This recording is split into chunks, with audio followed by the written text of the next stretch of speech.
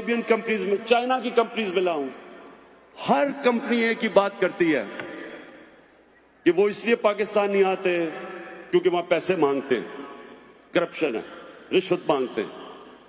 तो ये अपने ज़हन में डाल दें कि अल्लाह ने इस मुल्क को पहले तो मिनरल्स दिए हैं, तांबा दिया, कोयले के बड़े रिजर्व्स हैं।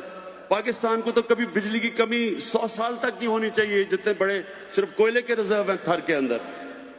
180 अरब टन का कोयला पड़ा हुआ है पाकिस्तान में, 180 अरब टन, यानी इसका मतलब सऊदी अरेबिया से ज्यादा बिजली पाकिस्तान में कोयले से बना सकते हैं हम। अभी मैं 2 हफ्ते पहले मुझे दुनिया का टॉप जो मिनरल की कंपनी ऑस्ट्रेलिया की, उसका नाम है एंड्रू फॉरेस्टर है, वो मुझे मिलने आया। वो मुझे कहता कि सारी दुनिया को पता है कि पाकिस्तान में कितने ज्यादा तांबे के रिजर्व्स हैं, कोयले हैं, सोना है, लेकिन कहता दुनिया इसलिए नहीं आती, करप्शन की वजह से लोग पैसे मांगते हैं। तो ये मैं आज आपको बता रहा हूं कि इंशाल्लाह आप देखेंगे कि ये अब कंपनीज पाकिस्तान आएंगी, बड़ी बड़ी कंपनीज, क्योंकि हमारे पास तो पैसा नहीं है जो मिनरल्स जो इनकी एक्सप्लोरेशन करें। तो ये कंपनीज आएंगी, जितना भी हमारे ऊपर अभी कर्जा चढ़ा के ये गए हैं पिछले वाले, इंशाल्लाह सिर्फ और सिर्फ क्लीन गवर्नमेंट दे के, करप्शन खत्म करके, इंशाल्लाह हम आपको दिखाएंगे इस पाकिस्तान को उठा के। हम चाइना गए, अब ये सुने जरा, जो हमें अल्लाह ने जमीन दी है, ये जो हमारे पास जमीन है, ये जरखेज तरीन जमीन है। हम अभी चाइना गए, चाइना की कंपनीज से हमने एमओयू साइन किया सीपैक के अंदर। तो उन्होंने हमें बताया कि पाकिस्तान में जो गाय की एवरेज, कि कितना गाय दूध देती है, 6 लीटर। पाकिस्तान में 6 लीटर है एवरेज गाय का। चाइना के अंदर 20 से 24 लीटर है। अब सिर्फ ये सोच ले कि अगर हम 6 से 12 लीटर कर दे तो पाकिस्तान में दूध एक्सपोर्ट हम कर सकते हैं। मैं सिर्फ आपको मिसालें दे रहा हूं कि इस मुल्क में अल्लाह ने इतना कुछ दिया है, लेकिन हमने ना इसके ऊपर इन्वेस्टमेंट की, ना तवज्जो दी।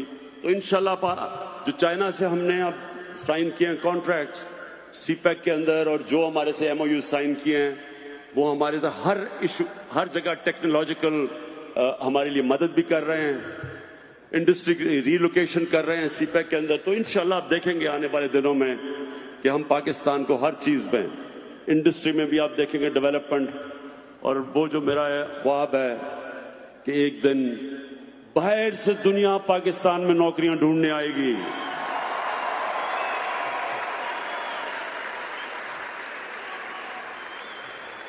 अब मैं आपसे ये, अब मेरे से सब पूछते हैं कि जी आपकी विजन क्या पाकिस्तान की, कि किस तरह का पाकिस्तान होना चाहिए। तो मैं ये आपके सामने अपनी विजन रखता हूं। मैं ये समझता हूं कि ये बड़ा जरूरी है आप सबको समझना, क्योंकि हर कौम किसी मकसद के लिए पैदा होती है। हर कौम का एक मकसद होता है, एक विजन होती है, एक नजरिया होता है। पाकिस्तान बना था और उसका एक बड़ा ख्वाब था पाकिस्तान। इलामा इकबाल और कायदे आजम, जो एक लीडर को मैं मानता हूं, कायदे आजम को, और इलामा इकबाल जो शायद ही इतना बड़ा मुसलमान दुनिया में कोई ज़हन हो पिछले 500 साल में। तो इनकी क्या थी? मैं ये चाहता हूं कि आप अपने बच्चों को जो अमेरिका में बड़े होंगे, उनको प्लीज ये एक चीज समझाएं कि ये क्या ख्वाब थी पाकिस्तान की। और मैं ये इसके ऊपर अपनी ये बात खत्म करूंगा। मैं चाहता हूं कि ये बड़े गौर से समझें, क्योंकि जो आपके बच्चे हैं उनको ये पता होना चाहिए कि क्या मकसद था इस मुल्क का बनने का। देखिए, पाकिस्तान बना था, उसको इलामा इकबाल ने जिस तरह कहा, इसने एक इस्लामी फलाई रियासत बनना था। वो क्या कौन सी इस्लामी फलाई रियासत बनी थी? जो कि मदीना की रियासत थी।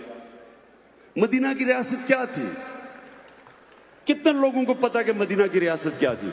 मदीना की रियासत एक मॉडर्न स्टेट थी, मॉडर्न प्रिंसिपल्स पे बनी हुई थी।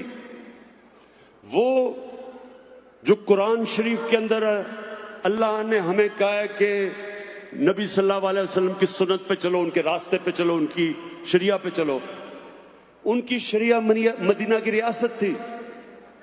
मदीना की रियासत के क्या असूल थे? ये आप मेरे बड़े गौर से आपने मेरी बात सुननी है। मदीना की रियासत दुनिया की तारीख की पहली फलाई रियासत बनी थी। एक इंसानियत का निजाम बना था, अदल और इंसाफ का निजाम बना था। मदीना की रियासत, मदीना के रियासत के वो कौन से असूल थे? सबसे बड़ा असूल था, उसमें रहम था। एक कमजोर के लिए रहम था। बेवों, यतीमों, माजूरों, गरीबों, बूढ़ों को पेंशन्स पहली दफा मदीना की रियासत में शुरू हुई थी कि रियासत ने बूढ़ों की भी जिम्मेदारी ली थी।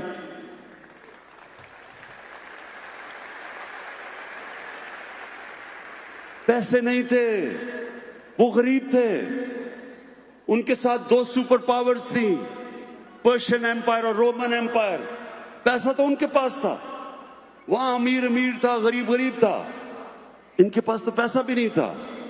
लेकिन सरकार मदीना ने फैसला किया कि रियासत की जिम्मेदारी है अपने कमजोर तबके को ऊपर उठाने के लिए। पहली दफा प्रोग्रेसिव टैक्सेशन निकली, जो आजकल मगरिब में आप देखते हैं। प्रोग्रेसिव टैक्सेशन, पैसे वालों से टैक्स लिया और कमजोरों के ऊपर खर्च किया। ये पहली दफा हुआ था। उससे पहले कोई कॉन्सेप्ट नहीं था। उससे पहले बादशाह अमीर और उसके इर्द गिर्द अमीर, बाकी कौम गरीब। ये जो प्रोग्रेसिव टैक्सेशन, पैसे वालों से लेके गरीबों को देना, ये पहली दफा मदीना में हुआ था। फिर ख्वातीन को राइट्स दिए गए थे, वो भी रेवोल्यूशन थी। पहली दफा ख्वातीन को हिस्सा दिया गया था जायदाद के अंदर। आज तक मुझे अफसोस से कहना पड़ता है कि आज तक पाकिस्तान में हम स्वाय थोड़े से शहरों के, देहात में आज तक हम औरतों को उनका हिस्सा नहीं देते जायदाद में। ये तहरीक इंसाफ अब कानून लेके आ रही है कि ये कानून उनको देना पड़ेगा, हमारी औरतों को हिस्सा। फिर पहली दफा गुलामों को सरकार मदीना ने कैसे उठाया? उन्होंने कहा कि गुलामों को आपने बिल्कुल उस तरह ट्रीट करना है जिस तरह वो आपका फैमिली का मेंबर है। उन्होंने जो गुलामों, आप ये सुने जरा, कितनी दुनिया में जो ब्लैक अफ्रीकन हैं, कितना उनसे जुल्म हुआ, दुनिया में देख लें। लेकिन सरकार मदीना ने जब हजरत बिलाल को उठा के उन्होंने माशरे का एक मेंबर बनाया, उससे क्या हुआ? मुसलमान दुनिया वो वाहिद एग्जाम्पल है जिधर गुलाम बादशाह बन गए। स्लेव डिनेस्टीज थी हिंदुस्तान में, स्लेव डिनेस्टी थी। कुतुबुद्दीन ऐबक गुलाम था। तुर्की में मामलूक्स वो गुलाम थे, वो जो बादशाह बन गए। ये गुलामों को आजाद किया, ख्वातीन को राइट्स दी, इंसानों को बराबर किया। जो उनका आखिरी खुतबा था अराफात के ऊपर, जो नबी सल्लल्लाहु अलैहि वसल्लम का आखिरी खुतबा था, उन्होंने ह्यूमन राइट्स का चार्टर बताया जो आज यूएन कह सकती है। वो आप ये समझेंगे कि आज यूनाइटेड नेशंस का चार्टर अनाउंस हो रहा है, जो उन्होंने आखिरी खुतबे में कहा कि इंसान बराबर हैं, चाहे जो मर्जी उनका रंग हो। जो माइनॉरिटीज थी, मिसाक मदीना साइन किया यहूदियों से, ईसाइयों से, कि आपकी जो इबादत गाह है उनको हम प्रोटेक्ट करेंगे। ये सारे मॉडर्न कॉन्सेप्ट्स थे। और ये बनना है पाकिस्तान ने। ये है हमारी विजन। ये पाकिस्तान हमने बनाना है। एक इंसानियत का निजाम, एक इंसाफ का निजाम, एक मेरिट का सिस्टम, जो मदीना की रियासत ऊपर कैसे गई? मेरिट का सिस्टम था। जो भी अच्छा करता था उसको ऊपर ले आते थे। खालिद बिन वलीद वो कमांडर था जिसने तकरीबन मुसलमानों को जंगे ओहद में शिकस्त दे चुका था। उसको उन्होंने उठा के सैफुल्लाह का खिताब दे दिया मेरिट के ऊपर। बड़े पुरानों ने कहा जी हम आपके साथ ज्यादा देर से लड़ रहे हैं, तो ये आपने खालिद बिन वलीद को क्यों सैफुल्लाह का दिया? मेरिट के ऊपर दिया। मेरिट का सिस्टम था। जो आता था, जो भी उम्मा में आता था, मेरिट के ऊपर वो ऊपर आ जाता था। तो हमने भी पाकिस्तान में वो उसूलों के ऊपर अपने मुल्क को खड़ा करना है। और इंशाल्लाह आप ये देखेंगे कि अल्लाह ने जो हमारे मुल्क में टैलेंट दिया है, जब मौका मिलता है हमारी कौम को, लोग दुनिया में जिधर जाते हैं ऊपर से ऊपर चले जाते हैं। मैं जब क्रिकेट में ऊपर गया था तो मैं इंग्लैंड गया था। इंग्लैंड में मैंने सीखी थी क्रिकेट, और हम वापस जब इंग्लैंड से आए तो फिर हमने अपने लोगों को, अपने बाकी खिलाड़ियों का स्टैंडर्ड रेज किया। और अब वर्ल्ड कप के बाद मैंने फैसला किया है कि मैं अब ये पाकिस्तान टीम को ठीक करने लगा हूं। इंशाल्लाह आपको उनको तकलीफ है।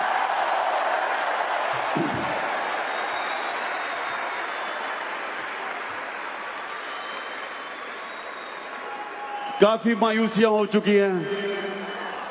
इंशाल्लाह जो अगला वर्ल्ड कप में आप जो पाकिस्तानी टीम देखेंगे, अभी मेरे ये लफ्ज याद रखना कि वो टीम बिल्कुल एक ऐसी प्रोफेशनल टीम आपको लेके आएंगे ग्राउंड के अंदर, बेस्ट टीम लेके आएंगे और सिस्टम ठीक करेंगे, निजाम को ठीक करेंगे। निजाम ऐसा लेके आएंगे कि इंशाल्लाह बेहतरीन टैलेंट पाकिस्तान का ऊपर आएगा। अब एक फर्स्ट क्लास स्ट्रिक्ट वो इंशाल्लाह मैं आपको करके दिखाऊंगा, उसी तरह बाकी खेलों के अंदर। लेकिन मेरी आखिर में, हाँ, पीआईए की फिक्र ना करें, मुझे पीआईए का भी पता है, पीआईए को भी हम ठीक कर रहे हैं। आपको ये मैं बता दूं, जब हमें इक़्तिदार मिला, आप यकीन करें एक इदारा नहीं था जो रिकॉर्ड खसारा नहीं कर रहा था। पीआईए, वफदा, रेलवे, जो भी इदारा ले, बिजली यानी गैस, सब नुकसान कर रहे थे। और अभी भी ये पूरी जंग चली हुई है। ये इंशाल्लाह हमारा एक थोड़ा मुश्किल वक्त है, ये हमारा मुश्किल वक्त है। 4 महीने, 6 महीने, साल तक रहेगा, लेकिन इंशाल्लाह हम आपको पाकिस्तान को निकाल के दिखाएंगे, इस मुल्क को अपने पैर पे खड़ा करेंगे। जो ताजर आज पाकिस्तान में कह रहे हैं कि हम रजिस्टर नहीं होंगे, सब सुन लें मेरी बात, कि जो कर्जा पाकिस्तान पे चढ़ा हुआ है, सारे ताजरों को रजिस्टर होना पड़ेगा। और अगर सब मिलके थोड़ा थोड़ा टैक्स दें, कोई मुश्किल नहीं है पाकिस्तान को कर्जों की दलदल से निकालना। लेकिन यह नहीं होगा कि मुल्क, आज सुने जरा पाकिस्तान का हाल क्या है, जो हमें पाकिस्तान मिला था। पहले सबसे कम टैक्स पाकिस्तानी देते हैं, दुनिया में सबसे कम टैक्स जीडीपी रेशियो है पाकिस्तान का। ऊपर से जो इन्होंने कर्जे चढ़ाए, अच्छा मैं जरा आपकी नॉलेज टेस्ट करना चाहता हूं, 10 साल पहले कितना पाकिस्तान का कर्जा था?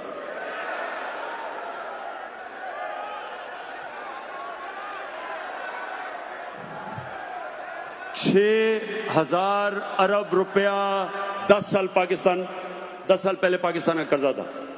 और 10 साल के बाद इन दोनों ने किधर तक पहुंचाया? 30,000 अरब रुपया। फिर से सुने 60 सालों के अंदर पाकिस्तान का कर्जा 6,000 अरब था। 60 सालों में, 10 सालों में इन दोनों ने 6 से 30 अरब पे कर्जा लेके गए। क्या किया इस कर्जे का? मुझे बताएं तो सही, पैसा गया किधर गया पैसा ये? और ये पैसा हमने इनसे निकालना है।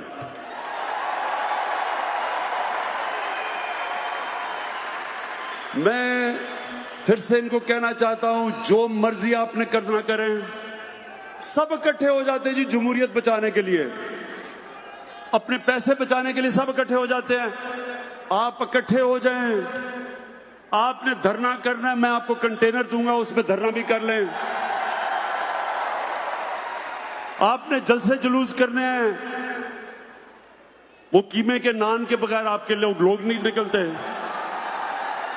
हम शायद तहरीक इंसाफ के वर्कर ही भेज दें थोड़े से, ताकि आपके जलसे थोड़े से बड़े हो जाएं। जो मर्जी करना करें, आपको पैसा वापस करना पड़ेगा। नवाज शरीफ कहते हैं जी मैं खाना घर से मंगवाऊंगा, खाना अच्छा नहीं है जेल का। फिर कहते हैं जी एयर कंडीशन लगा दो जेल में, अब टीवी चाहिए जेल में। 80% पाकिस्तानियों के पास तो एयर कंडीशन ही नहीं है। 80% कम से कम 60% के पास टीवी नहीं है। तो अगर हमने आपको जेल सजा के लिए भेजा हुआ है, तो जिस तरह के ये जेलों में रह रहे हैं, इससे ये तो सजा नहीं है। लोग तो खुशी से, आधी पब्लिक तो खुशी से जेल में जाएगी अगर उनको टीवी भी मिल जाए, खाने भी मिल जाए, एयर कंडीशन भी मिल जाए। सजा तो ना हुई है। तो मैं आप सबको आज सबको ये कहना चाहता हूं कि वापस जाके मैं ये टीवी शीवी तो जेल से निकालू ना। मैं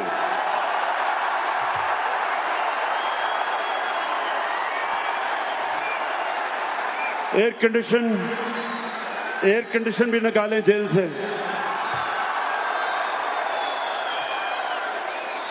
मुझे पता है मरियम बीबी बड़ा शोर मचाएगी, लेकिन मरियम बीबी पैसा वापस कर दें, वो जेल से बाहर जा सकते हैं। पैसा वापस कर दें। एक तरफ हमारी कौम, हमारे लोगों के पास ना अच्छा अस्पताल है, ना स्कूल है, ना साफ पीने का पानी है कई जगह, क्योंकि पैसा नहीं है हमारे पास।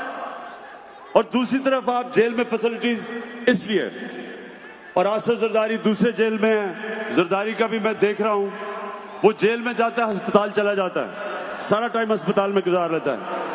आसिफ जरदारी आपको भी जेल में रखेंगे, ना टीवी होगा, ना एयर कंडीशन होगा।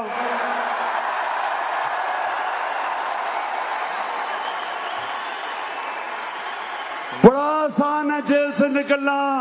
पैसा वापस करो, हम जेल से आपको निकाल देंगे।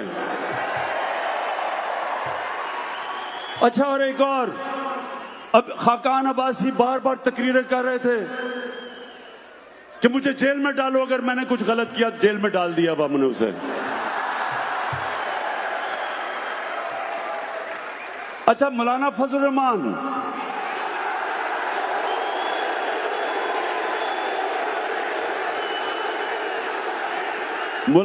रहमान, कहता है ऑपोजिशन को कि क्या तब हम सब इकट्ठे होंगे जब हम सब जेल में होंगे? हाँ मौलाना फजल रहमान, अब जब सब जेल में इकट्ठे होंगे।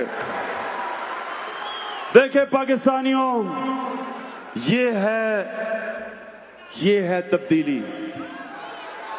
कभी आज तक कभी ताकतवर को पाकिस्तान के कानून ने कभी भी उसका एहतसाब नहीं किया, और ये है सबसे बड़ी तब्दीली। और इसी वजह से ये इंशाल्लाह हमारी कौम उठेगी, इसी वजह से इंशाल्लाह हमारा मुल्क एक अजीम मुल्क बनेगा। अच्छा, अब क्या चाहते हैं? मैं डोनाल्ड ट्रंप से क्या कल बातें करूं?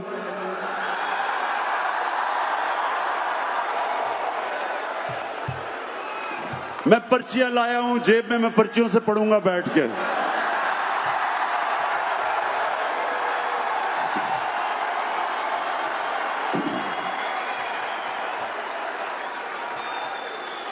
मुझे बड़ा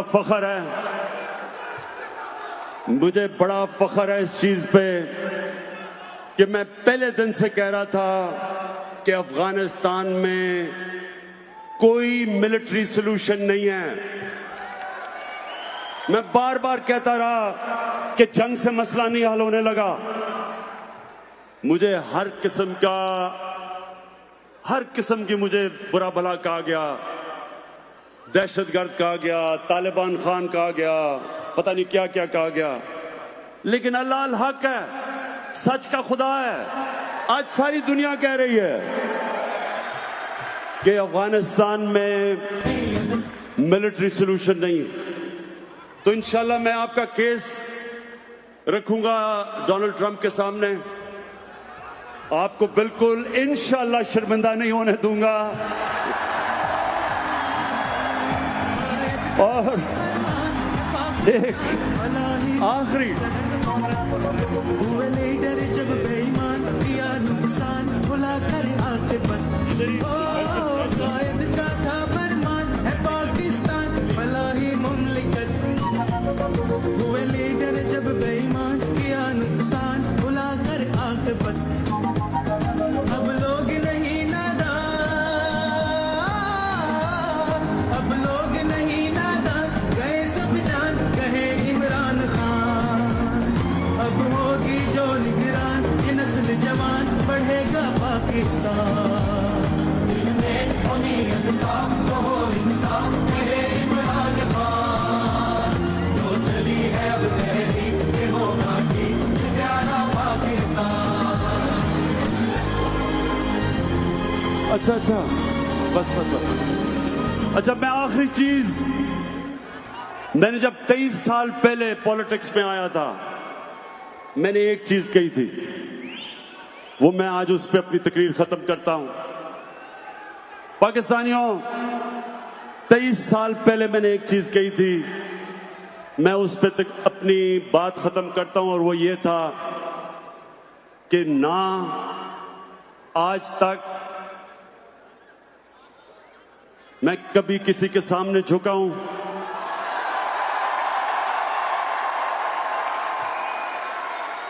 सिवाय अल्लाह के, और इंशाल्लाह कभी अपनी कौम को किसी के सामने नहीं झुकने दूंगा, इंशाल्लाह। ख़वातीन हज़रात, आपको बहुत बहुत मुबारक हो, क्योंकि अमेरिका की तारीख का ना सिर्फ ओवरसीज पाकिस्तानी का सबसे बड़ा ये मजमा है, बल्कि अमेरिका की तारीख का बड़े बड़े पॉलिटिकल गैदरिंग्स में इसका शुमार होता है। आपको बहुत बहुत मुबारक हो। और जो ट्रेंड की बात कर रहा था, डीसी में नंबर 1, पाकिस्तान में नंबर 1 और दुनिया में टॉप 3 में चला गया इमरान खान का जलसा। और अब आप सबका बहुत बहुत शुक्रिया। आराम से निकलिएगा, जाइएगा। जाने से पहले ख़वातीन और हज़रात, पाकिस्तान का कौमी तराना।